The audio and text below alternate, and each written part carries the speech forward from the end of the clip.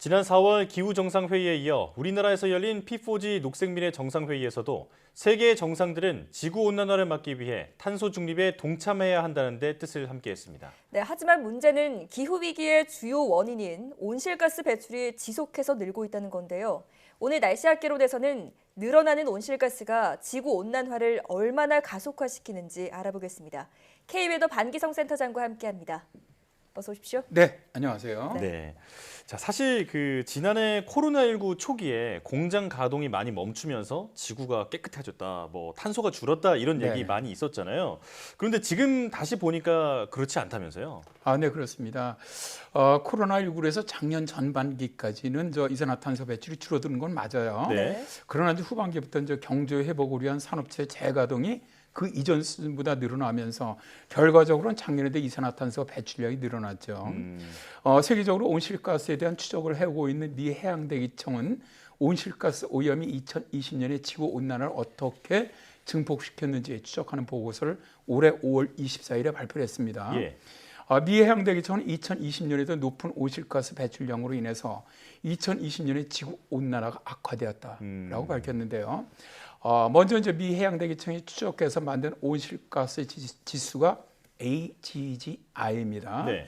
AGGI에는 이산화탄소, 메탄, 아산화질소, 클로로플로르카본 그리고 다른 화학물질을 포함한 대부분의 열가스가 주로 인간 활동에 의해서 대기에 추가되는 온난화 영향의 증거를 추적을 하고 있는데요. 먼저 상위 5개 온실가스는 산업혁명이 시작된 1750년 이후 인간의 활동으로 인해서 대기 중에 갇힌 열 증가의 약 96%를 차지하고요. 나머지 4% 정도가 16개의 2차 온실가스로 인해 만들어졌다. 그래서 이런 것들을 추적하고 있죠. 네. 예. 자, 지금 준비하신 그 그래프 화면이 있을 텐데요. 네, 지금 그래프를 보면서 설명을 좀 더 이어가도록 하겠습니다. 네. 화면에서 보시는 그래프는 1979년 초 이후 미 해양대기청 지구 대기 표본 추출 네트워크의 주요 혼합형 장기 온실가스, 그러니까 이산화탄소, 메탄, 아산화질소 그리고 프레온가스의 전 지구 평균 총량을 보여주고 있습니다. 네.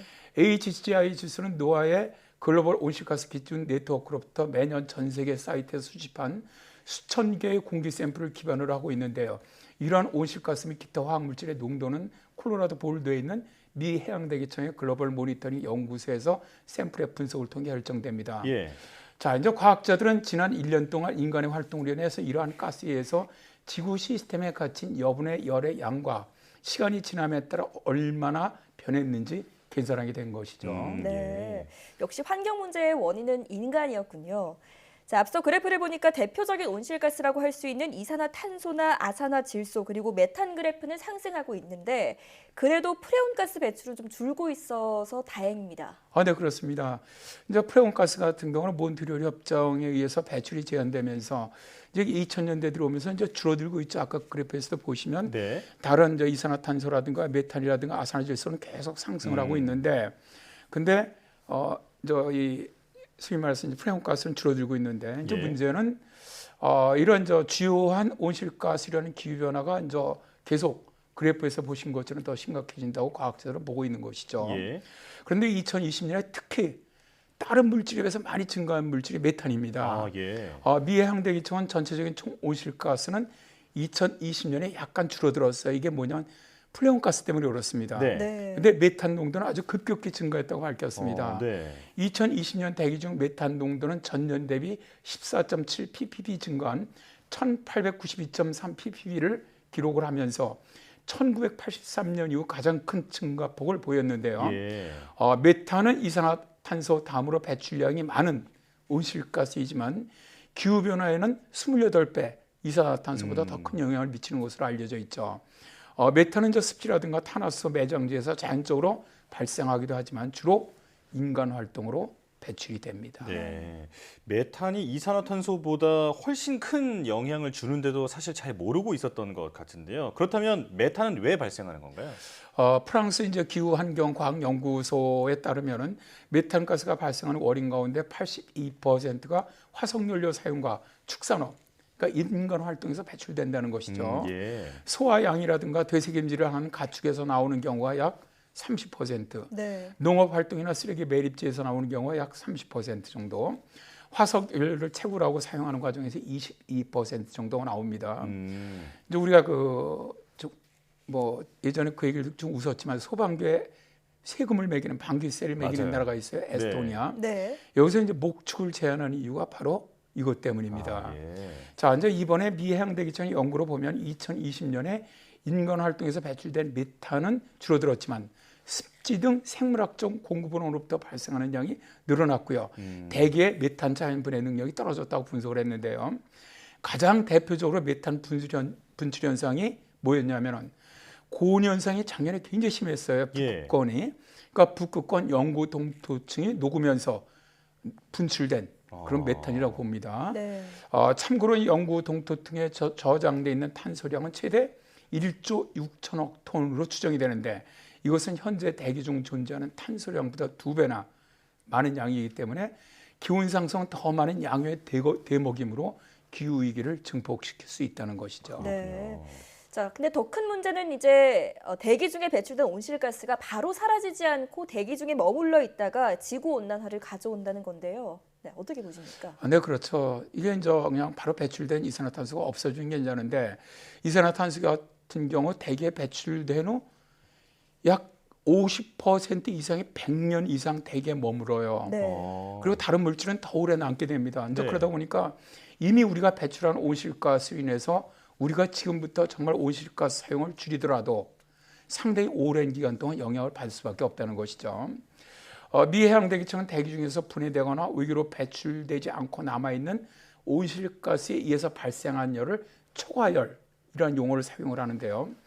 이들은 글로벌 온실가스 기준 네트워크가 수집한 샘플을 분석한 결과 온실가스의 오염으로 인해서 대기 중에 갇힌 초과열을 측정할 수 있게 되었다라고 네. 발표를 했는데요.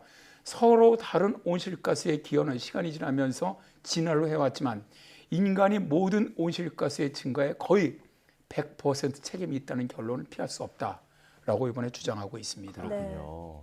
이제 길게는 100년까지도 유지된다고 하니까 지금 당장 탄소 배출을 완전히 줄여도 온난화를 피할 수 없다라는 주장이 거기서 그 근거가 있는 거군요. 네, 그렇습니다. 네. 자, 그럼 온실가스별로 기후에 미치는 누적 영향도 다 다른 건가요? 네, 그렇습니다. 이번 보고서에서 이제 미 해양대기청은 2006년에 정책 입안자들, 교육자들 그리고 국민들이 시간이 지남에 따라서 온실가스가 기후에 미치는 누적적 영향을 이해하는 것을 돕기 위한 방법으로 첫 번째 AGGI를 발표했었어요. 네. AGGI는 매년 인간이 초래한 방출에 이어서 대기 중에 얼마나 많은 여분의 열이 갇혀 있는지 복잡한 과학적 계산을 예년과 쉽게 비교할 수 있는 단일 숫자로 변환한 겁니다. 네. 화면으로 보시는 그림은 1750년에 비해서 수명이 긴 모든 온실가스의 열 트래핑 영향. 이제 저희들은 복사 강제 이력이라고도 얘기를 하는데 이걸 잘 보여줍니다. 이 부분에 파란색이 이산화탄소인데요. 현재까지 누적 열 영향이 가장 큰 것을 알 수가 있고요. 네. 이산화탄소는 매년 400억 미터톤이 운송이라든가 전기 발전, 시멘트 제조, 산림 벌채 등에 의해서 발생을 하고요. 미 해양대기청 측정 결과 2020년 전 세계 평균 이산화탄소 수준은 412.5 ppm으로 2019년에 비해 2.6 ppm 증가를 했는데요.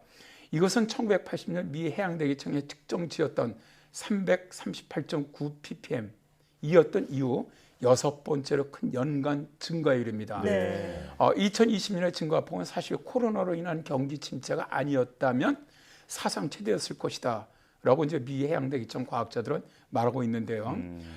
그러면서 붉은색 실선이 1990년에 AGGI 1로 지수화가 됐는데 오른쪽에 표시되고 있죠. 과학자들은 AGGI를 산업혁명이 시작된 1750년을 벤치마킹을 해서 영의 값을 부여를 했고요. 교토 의정서였던 1990년에 AGGI 지수를 1.0으로 결정을 했습니다. 예. 그러니까 AGGI는 교토 의정서 이후에 인간이 초래한 온실가스 배출에 의해서 대기 중에 갇혀 있는 열의 상대적 변화를 추적하는데 아주 매우 유용하다고 할 수가 있는데요. 네. 작년인 2020년에 AGGI는 1.47에 도달했거든요. 예.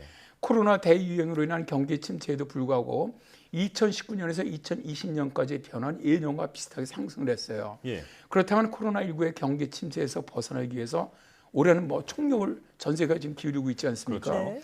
이런 세계적인 상황에 비춰본다면 전 지구적으로 온실가스를 줄이려고 하는 정말 어떻게 보면 좀 획기적인 노력이 없다면 올해는 더 급격하게 AGI 지수가 상승할 가능성이 높아 보입니다. 그렇다면 결국 우리에게 다가올 기후재앙의 빈도는 더 늘어나고 강도는 더 커지게 될 겁니다. 그렇군요. 자, 더 큰 재앙이 닥치기 전에 세계 각국이 협력해서 탄소 중립을 꼭 실현해야겠습니다. 지금까지 K웨더 반기성 센터장과 함께했습니다. 오늘 나와주셔서 고맙습니다. 네, 감사합니다.